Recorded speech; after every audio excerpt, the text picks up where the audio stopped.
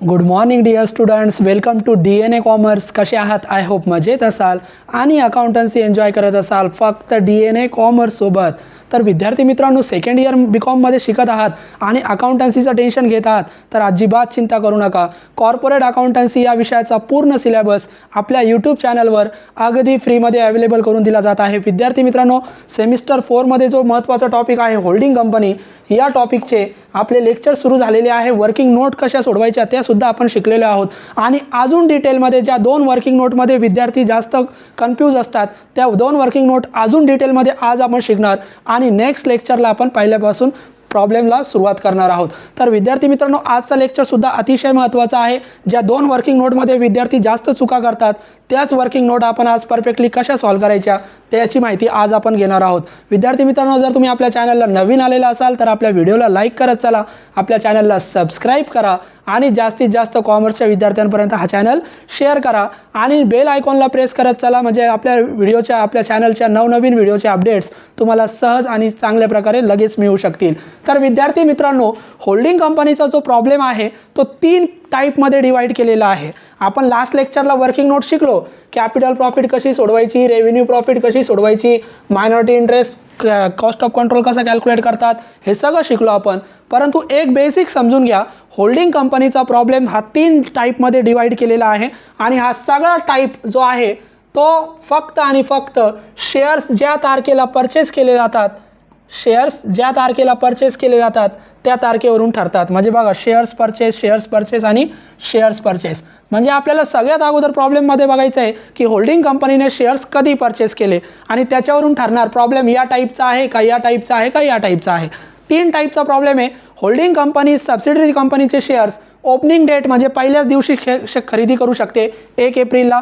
काही वेळेस holding company subsidiary कंपनीचे शेअर क्लोजिंग डेटला म्हणजे 31 मार्चला सुद्धा खरेदी करू शकते आणि काही वेळेस होल्डिंग कंपनी सबसिडरी कंपनीचे शेअर्स ड्युरिंग दी इयर म्हणजे वर्षामध्ये कधीही खरेदी करू शकते. जूनमध्ये, जुलैमध्ये, सप्टेंबरमध्ये, ऑक्टोबरमध्ये, डिसेंबरमध्ये, कधीसुद्धा. म्हणजे ओपनिंग डेट आणि क्लोजिंग डेट सोडून बाकी कोणत्याही डेटला शेअर जर खरेदी केले तर या पद्धतीने आपण सोडवणार. तर एक लक्ष द्या, आपल्याला टाईम रेशो कॅल्क्युलेट करायचा असतो या डेटनुसार. आणि समजा आपण उदाहरण म्हणून घेऊया की आपला इयर आहे 31 मार्च 2025ला आपला इयर क्लोज होतोय. तर आपण बघूया की होल्डिंग कंपनीने शेअर्स ओपनिंग डेटला खरेदी केले तर काय करायचं. तर होल्डिंग कंपनी जेव्हा शेअर्स खरेदी करणार तेव्हा आपण सगळ्यात अगोदर टाईम रेशो कॅल्क्युलेट करणार. टाईम रेशो कॅल्क्युलेट करण्यासाठी आपण 3 डेट लिहितो. पहिलं ओपनिंग डेट, मग इयर 31 मार्च 2025ला संपत असेल तर सुरू होणार 1/4/2024ला. याच्या समोर लिहा क्लोजिंग डेट 31/3/2025 आणि या ओपनिंग डेट आणि क्लोजिंग डेट लिहिल्यानंतर मध्ये लिहायची आहे date of purchase. Date of purchase आहे ओपनिंग डेट, मग ओपनिंग डेट काय 1/4/2025. तर या पद्धतीने आपण सोडवणार. आता विद्यार्थी मित्रांनो, एक लक्ष द्या, इथं ओपनिंग डेटपासून डेट ऑफ परचेसपर्यंत जो टाईम असेल तो असेल कॅपिटल प्रॉफिट आणि डेट ऑफ परचेसपासून क्लोजिंग डेटपर्यंत जो टाईम पिरियड असेल तो असेल रेव्हेन्यू प्रॉफिट. लक्षात ठेवा. आता 1 एप्रिलला वर्ष सुरू होतं आणि 1 एप्रिलला शेअर्स खरेदी केले म्हणजे 1 एप्रिल ते 1 एप्रिल कॅपिटल प्रॉफिट किती येणार? 0. कॅपिटल प्रॉफिटचा टाईम पिरियड येतच नाही, कारण पूर्णच्या पूर्ण एप्रिल ते मार्च टाईम पिरियड 12 महिने काय येणार? रेव्हेन्यू प्रॉफिट येणार. म्हणजे एक लक्षात घ्या, जेव्हा शेअर्स ओपनिंग डेटला खरेदी केले जातील तेव्हा पूर्ण 12 महिन्यासाठी तुम्ही रेव्हेन्यू प्रॉफिट सॉल्व्ह करणार आहात आणि कॅपिटल प्रॉफिट त्याच्यामध्ये येणार नाही. मग असं जर असेल तर टाईम रेशो कॅल्क्युलेट करूच नका, कारण फक्त रेव्हेन्यू प्रॉफिट आहे. आता आपण इथं बघूया, क्लोजिंग डेटला शेअर्स खरेदी केले तर काय करायचं. तुम्हाला पुढची स्टेप पण लगेच सांगून देतो. असा जर प्रॉब्लेम असेल, ओपनिंग डेटला शेअर्स खरेदी केले तर काय करायचं, कॅपिटल प्रॉफिट आणि रेव्हेन्यू प्रॉफिट या 2 वर्किंग नोट बनवायच्या. कॅपिटल प्रॉफिट याला लॉस पण येऊ शकतो आणि दुसरी वर्किंग नोट आहे रेव्हेन्यू प्रॉफिट. लगेच सांगतोय तुम्हाला, समजून घ्या. या सिच्युएशनमध्ये काय करायचं, जे ओपनिंग बॅलन्सेस असतात कशाचे ओपनिंग बॅलन्सेस, तर मी तुम्हाला सांगितलेले आहे ओपनिंग आणि क्लोजिंग बॅलन्स फक्त या 4-5 आयटम लक्षात घ्या. रिझर्वचे ओपनिंग क्लोजिंग बॅलन्स आणि प्रॉफिट अँड लॉसचे opening closing balance. Profit and loss दोन्ही साईडला असू शकतो, लायबिलिटी साईड आणि क्रेडिट साईड, असेट साईडला. लायबिलिटी साईडला प्रॉफिट अँड लॉस जो असतो तो क्रेडिट बॅलन्स असतो आणि हा प्रॉफिटचा बॅलन्स असतो. जो क्रेडिटचा बॅलन्स असतो तो प्रॉफिटचा असतो आणि जो असेटचा बॅलन्स असतो त्याला डेबिट बॅलन्स म्हणतात. हा बॅलन्स नेहमी लॉसचा असतो, हे लक्षात ठेवा. आणि हे बॅलन्सेस लायबिलिटीमध्ये असतात, असेटमध्ये, बॅलन्स शीटमध्ये असतात. काय करायचे, हे जेवढे बॅलन्सेस लायबिलिटीला दिले ते ॲड करायचे आणि असेटला जर बॅलन्स दिलेला असेल तर लेस करायचा, फक्त कॅपिटल प्रॉफिट आणि रेव्हेन्यू प्रॉफिटच्या वर्किंग नोटमध्ये. म्हणजे हे जे बॅलन्सेस आहे ते फक्त कॅपिटल प्रॉफिट आणि रेव्हेन्यू प्रॉफिट या 2 वर्किंग नोटसाठीच सोडवले जातात, या 2 वर्किंग नोटसाठीच विचारात घेतले जातात. म्हणजे बॅलन्सेस हे जेवढे पण आहे, ओपनिंग असू द्या, क्लोजिंग असू द्या, ते कॅपिटल प्रॉफिट आणि रेव्हेन्यू प्रॉफिट या 2 वर्किंग नोटमध्ये सॉल्व्ह करायचे. आता एक लक्ष द्या, जेव्हा अशी सिच्युएशन बनणार की कॅपिटल प्रॉफिट 0 आहे आणि पूर्णच्या पूर्ण इयर रेव्हेन्यू प्रॉफिट आहे, त्यावेळेस काय करायचं, कॅपिटल प्रॉफिटमध्ये फक्त ओपनिंग बॅलन्सेस रेकॉर्ड करायचे आणि ओपनिंग बॅलन्सेस मी तुम्हाला भरपूर वेळेस सांगितलं, ओपनिंग बॅलन्सेस फक्त आणि फक्त कॅपिटल प्रॉफिटमध्ये रेकॉर्ड करतात. कोणताही पार्ट असू द्या, हा पार्ट असू द्या, हा पार्ट असू द्या, कोणताही पार्ट असू द्या, कॅपिटल ओपनिंग बॅलन्सेस फक्त कॅपिटल प्रॉफिटमध्ये रेकॉर्ड करायचे आणि क्लोजिंग बॅलन्सेस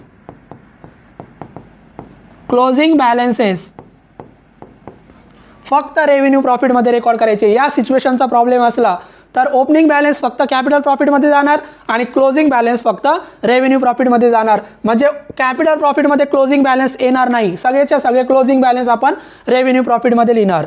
आता दुसरी सिच्युएशन विद्यार्थी मित्रांनो, समजा शेअर्स क्लोजिंग डेटला खरेदी केले म्हणजे 31 मार्चला, तर आपण 3 डेट लिहूया. ओपनिंग डेट काय, 1/4/2024, क्लोजिंग डेट लिहा 31/3/2025 आणि याच्यामध्ये लिहा date of purchase. Date of purchase काय आहे, क्लोजिंग डेट. मग क्लोजिंग डेट आपण लिहू 31/3/2025. मग आपण म्हणतो ओपनिंग डेटपासून डेट ऑफ परचेसपर्यंत काय, कॅपिटल प्रॉफिट आणि डेट ऑफ परचेसपासून क्लोजिंग डेटपर्यंत रेव्हेन्यू प्रॉफिट. टाईम रेशो काढताना आपण असं करतो. आता एक लक्ष द्या, 1 एप्रिल ते 31 मार्च टोटल किती महिने होतात, 12 महिने आणि 31 मार्च ते 31 मार्च 0. म्हणजे या सिच्युएशनमध्ये जेव्हा जेव्हा शेअर्स क्लोजिंग डेटला खरेदी केले जातील तेव्हा कॅपिटल प्रॉफिट 12 महिन्याचा येणार, रेव्हेन्यू प्रॉफिट 0. मग काय करायचं, तर लक्ष द्या, पहिली working note capital profit, oblique loss पण येऊ शकतो आणि दुसरी वर्किंग नोट रेव्हेन्यू प्रॉफिट. या सिच्युएशनचा प्रॉब्लेम जर असेल म्हणजे शेअर्स होल्डिंग कंपनीने कधी खरेदी केले क्लोजिंगला, तर आपण ओपनिंग बॅलन्सेस फक्त कॅपिटल प्रॉफिटमध्ये लिहितो. मग इथं ओपनिंग बॅलन्सेस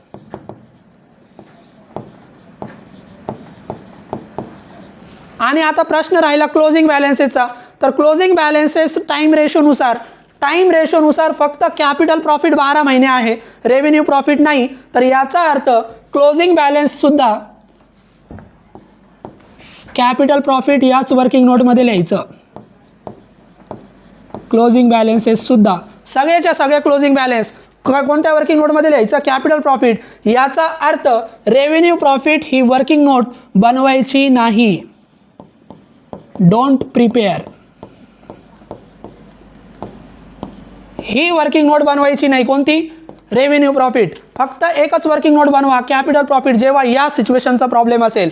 म्हणजे होल्डिंग कंपनीने शेअर जर क्लोजिंग डेटला खरेदी केले तर पूर्ण 12 महिने कॅपिटल प्रॉफिट येणार. मग कॅपिटल प्रॉफिटमध्येच ओपनिंग बॅलन्सेस लिहा आणि कॅपिटल प्रॉफिटमध्येच क्लोजिंग बॅलन्सेस सुद्धा लिहा. क्लोजिंग बॅलन्सेस कॅपिटल प्रॉफिटमध्येच जाणार. या सिच्युएशनमध्ये आपण रेव्हेन्यू प्रॉफिट ही वर्किंग नोट बनवणार नाही. आणि तिसरी सिच्युएशन, समजा शेअर्स परचेस केले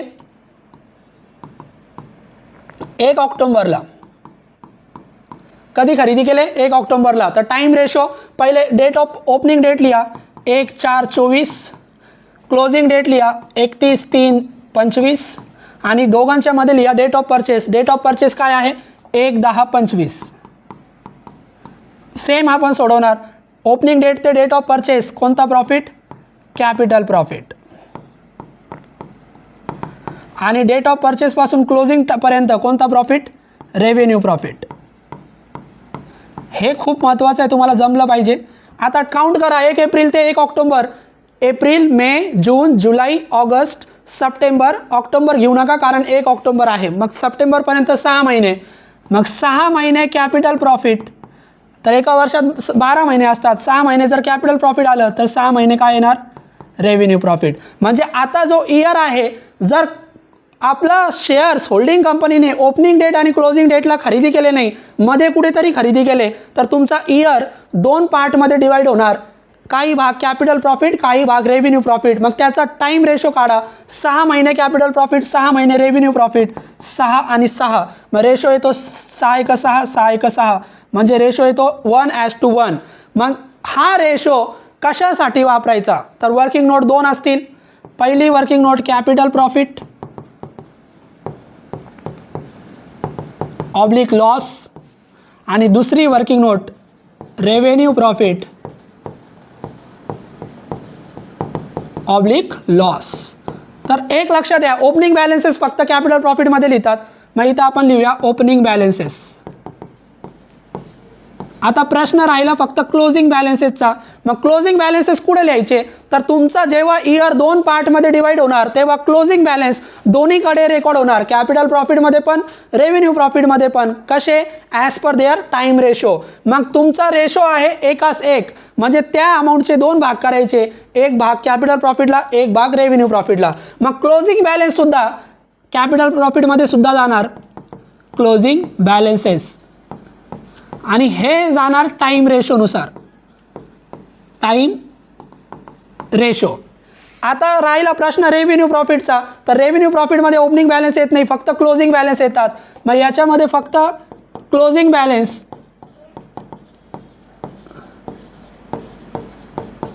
आणि कसा? टाईम रेशोनुसार. कसा? टाईम रेशोनुसार. तर इथं बघा सिच्युएशन काय आहे. जर इयर 2 भागामध्ये डिवाइड झाला तर ओपनिंग बॅलन्सेस पूर्णच्या पूर्ण कॅपिटल प्रॉफिटमध्ये लिहायचे.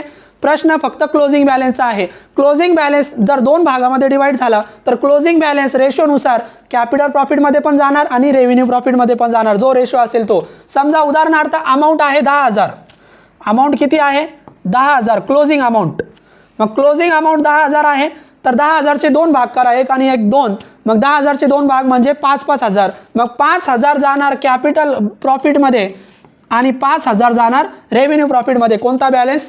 Closing balance. तर या पद्धतीने क्लोजिंग बॅलन्स दोन्हीकडे जाणार. म्हणजे एक लक्ष द्या विद्यार्थी मित्रांनो, तिन्ही प्रकारचे प्रॉब्लेम परीक्षेमध्ये कोणताही एक प्रकारे येऊ शकतो. हे तिन्ही प्रकारचे प्रॉब्लेम आपल्या चॅनलवर आपण कव्हर करणार आहोत.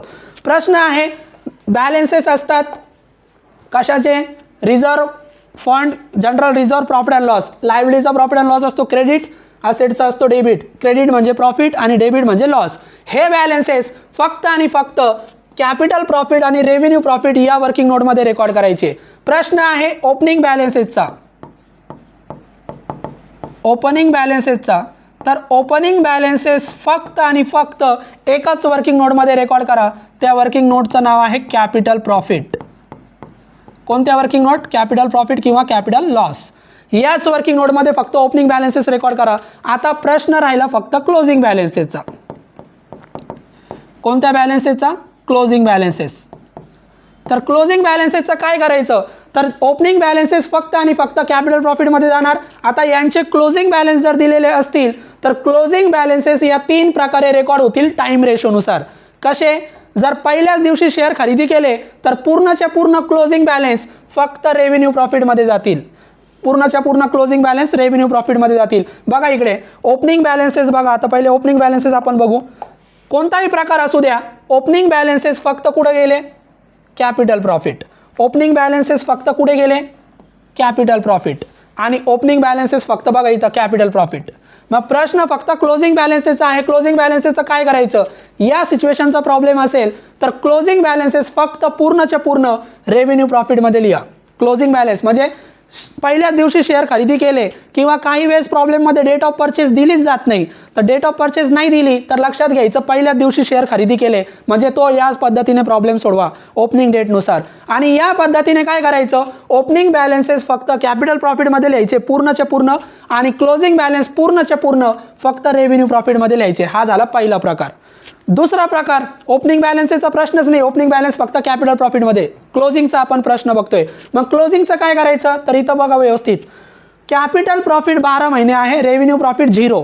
मग रेव्हेन्यू प्रॉफिट येणारच नाही. या पद्धतीचा प्रॉब्लेम जर असेल म्हणजे शेअर्स शेवटच्या तारखेला खरेदी केले तर या प्रॉब्लेममध्ये फक्त एकच वर्किंग नोट सोडवा, कॅपिटल प्रॉफिट, त्याच्यामध्येच ओपनिंग बॅलन्सेस रेकॉर्ड करा आणि याच्यामध्येच क्लोजिंग बॅलन्सेस सुद्धा रेकॉर्ड करा. अशा सिच्युएशनमध्ये रेव्हेन्यू प्रॉफिट येणार नाही, कारण रेव्हेन्यू प्रॉफिट किती आहे, 0. म्हणजे एक लक्षात घ्या, या टाइम रेशोचा वापर करायचा फक्त क्लोजिंग बॅलन्ससाठी. क्लोजिंग बॅलन्स टाइम रेशोनुसार कुठं 12 महिने रेव्हेन्यू, मग रेव्हेन्यूमध्ये 12 महिने जाणार, कॅपिटलमध्ये जाणार नाही.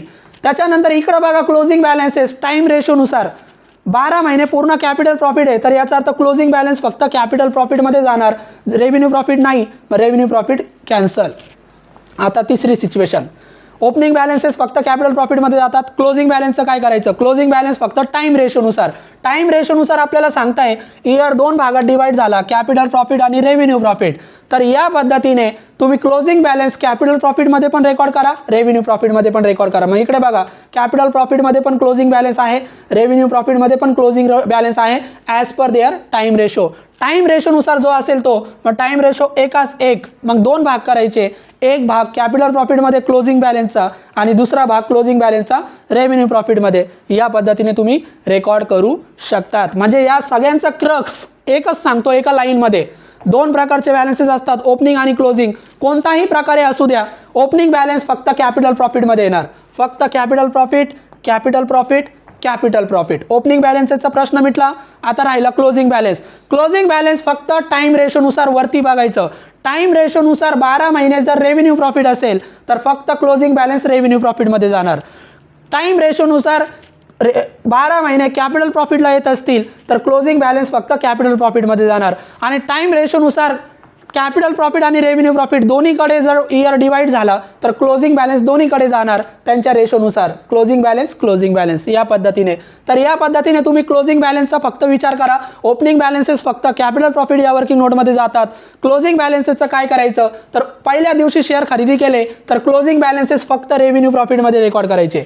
शेवटच्या दिवशी शेअर्स खरेदी केले तर क्लोजिंग बॅलन्सेस फक्त कॅपिटल प्रॉफिटमध्येच रेकॉर्ड करायचे. म्हणजे या सिच्युएशनमध्ये ओपनिंग आणि क्लोजिंग दोन्ही पण कॅपिटल प्रॉफिटमध्ये जातात. या सिच्युएशनमध्ये रेव्हेन्यू प्रॉफिट बनवूच नका. या सिच्युएशनमध्ये दोन्ही वर्किंग नोट बनवायच्या, कॅपिटल प्रॉफिट, रेव्हेन्यू प्रॉफिट. इथं फक्त ओपनिंग लिहायचे आणि रेव्हेन्यूमध्ये फक्त क्लोजिंग राहायचे, कारण रेव्हेन्यू 12 महिने. आणि या प्रकारचा प्रॉब्लेम आला तर ओपनिंग बॅलन्सेस फक्त कॅपिटल प्रॉफिटमध्ये जाणार, रेव्हेन्यू क्लोजिंग बॅलन्सेस दोन्हीकडे जाणार, कारण इयर दोन्हीकडे डिवाइड झाला.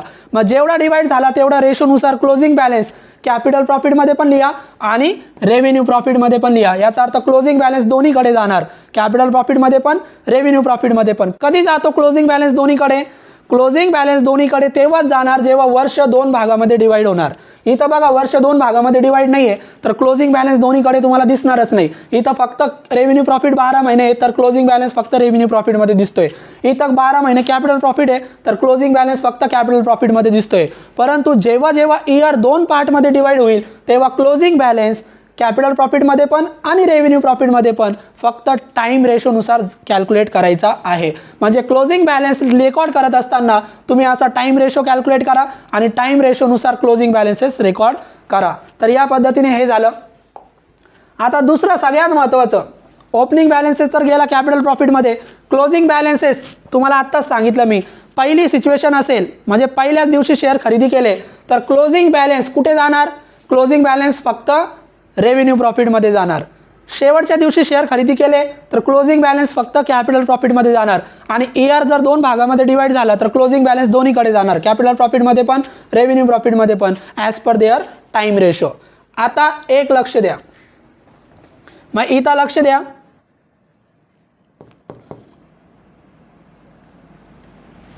आता closing balance change or doesn't change. म्हणजे क्लोजिंग बॅलन्स रेकॉर्ड करताना तो चेंज होऊ शकतो किंवा चेंज करायची गरज नाही. तर एक नियम सांगतो, रूल सांगतो, लक्ष द्या. अतिशय महत्त्वाचा रूल आहे. रूल नंबर 1, ओपनिंग बॅलन्सेस आणि क्लोजिंग बॅलन्सेस, ओपनिंग बॅलन्सेस आणि closing balances both are given in balance sheet. दोन्हीच्या दोन्ही कुठे दिले? बॅलन्स शीटमध्ये दिले. म्हणजे यांचे ओपनिंग बॅलन्स आणि यांचे क्लोजिंग बॅलन्स कुठे दिले? दोन्ही पण बॅलन्स शीटमध्ये दिले. तर या सिच्युएशनमध्ये आन्सर आहे क्लोजिंग बॅलन्स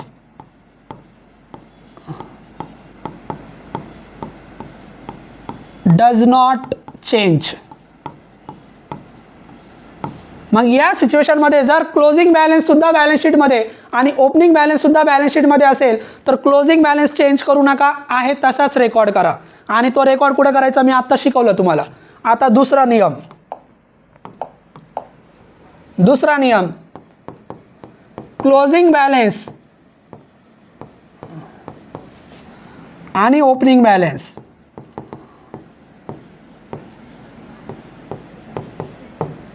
तर क्लोजिंग बॅलन्स दिला बॅलन्स शीटमध्ये,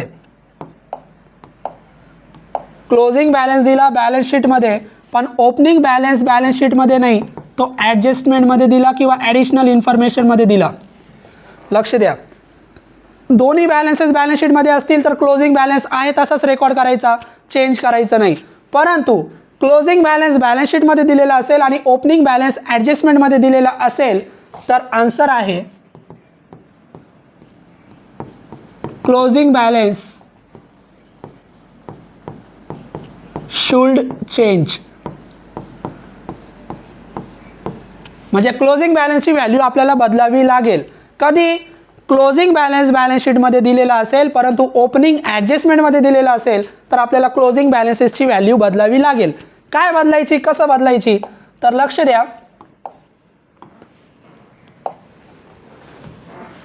पहिला, क्लोजिंग बॅलन्स प्रॉफिट असेल,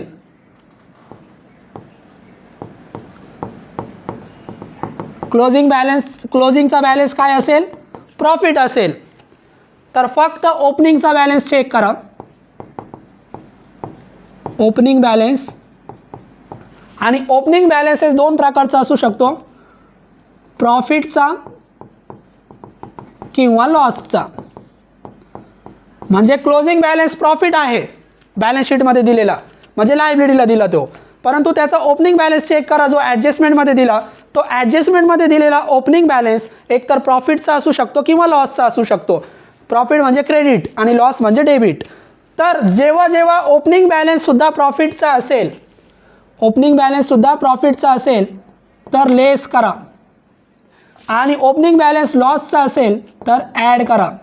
कशामध्ये ॲड, कशामध्ये लेस? क्लोजिंग बॅलन्समध्ये. कशामध्ये? क्लोजिंग बॅलन्समध्ये. म्हणजे लक्ष द्या, पहिले क्लोजिंग बॅलन्स घ्यायचा आणि फक्त बघायचा त्याचा ओपनिंग बॅलन्स प्रॉफिटचा दिला का लॉसचा दिला. त्याचा ओपनिंग बॅलन्स जर प्रॉफिटचा दिलेला असेल तर हा ओपनिंग बॅलन्स क्लोजिंगमधून काय करायचा? लेस करायचा. आणि ओपनिंग बॅलन्स जर लॉसचा दिलेला असेल तर ओपनिंग बॅलन्स क्लोजिंगमध्ये काय करायचा? ॲड करायचा. म्हणजे एक लक्ष द्या, closing balance profit, opening balance profit दोन्ही पण प्रॉफिटचे असतील, वजा करा.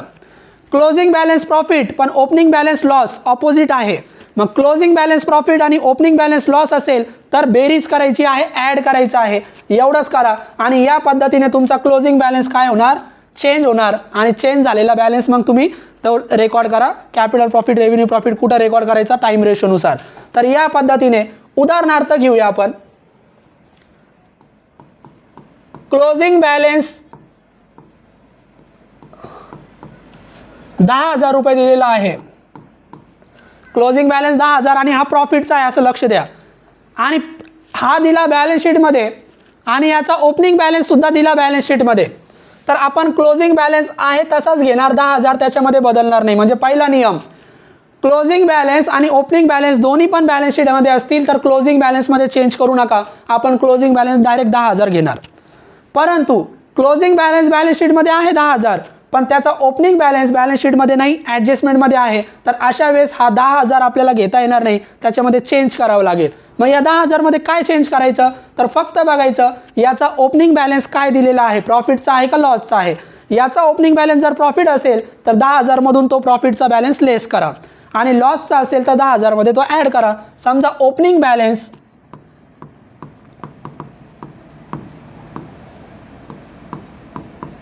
5,000 रुपये आहे.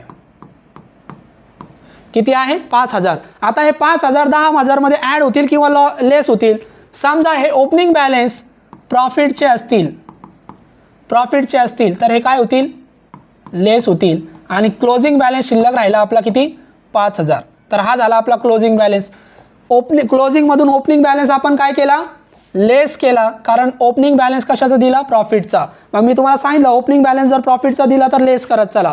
परंतु ओपनिंग बॅलन्स जर लॉसचा दिला, ओपनिंग बॅलन्स जर कशाचा दिला, लॉसचा दिला, तर तो काय करणार, आपण ॲड करणार आणि ॲड करा हे 5,000 आणि मग आन्सर किती येईल, इकडं आन्सर येणार आपला क्लोजिंग बॅलन्सचा 15,000. म्हणजे एक तर क्लोजिंग बॅलन्स 5,000 येणार किंवा 15,000 येणार. म्हणजे एक तर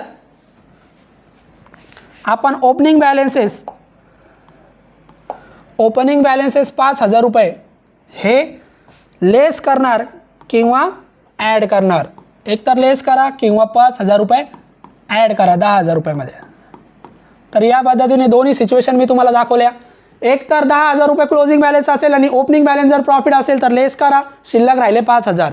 परंतु ओपनिंग बॅलन्स जर प्रॉफिट लॉसचा दिला तर तो ॲड करा, टोटल आली 15,000. तर या पद्धतीने एक लक्षात घ्या, हा गोल्डन रूल आहे. ओपनिंग बॅलन्स आणि क्लोजिंग बॅलन्स दोन्ही बॅलन्स शीटमध्ये दिले, क्लोजिंग बॅलन्समध्ये चेंज करू नका. परंतु क्लोजिंग बॅलन्स शीटमध्ये आणि ओपनिंग बॅलन्स जर ॲडजस्टमेंटमध्ये दिलेला असेल तर ओपनिंग बॅलन्स क्लोजिंग बॅलन्समध्ये चेंज होईल. Closing balance should change. काय चेंज करायचा, क्लोजिंग बॅलन्स आहे तसा घ्या. आपण ॲज्युम करतोय क्लोजिंग बॅलन्स हा प्रॉफिटचा आहे. कशाचा आहे, प्रॉफिटचा आहे. तर काय करायचं, फक्त त्याचा ओपनिंग बघा. त्याचा ओपनिंग जर प्रॉफिट असेल तर क्लोजिंग प्रॉफिट, ओपनिंग प्रॉफिट लेस करायचे. आणि लॉस जर असेल तर closing profit, opening loss opposite आहे. तर लॉस असेल तर नेहमी त्याच्यामध्ये ॲड करा. या पद्धतीने तुम्ही क्लोजिंग बॅलन्स चेंज करू शकतात आणि मग रेकॉर्ड करू शकतात. तर एवढ्या 2 वर्किंग नोट खूप महत्त्वाच्या आहे. याच्या प्रॅक्टिस पुढे प्रॉब्लेममध्ये तुम्हाला शिकायच्याच आहे आणि या तिन्ही प्रकारचे प्रॉब्लेम आपण घेणारच आहोत. म्हणून फक्त तुम्ही लेक्चर सिरीज फॉलो करा आणि त्या पद्धतीने होल्डिंग कंपनी समजून घ्या. थँक्यू.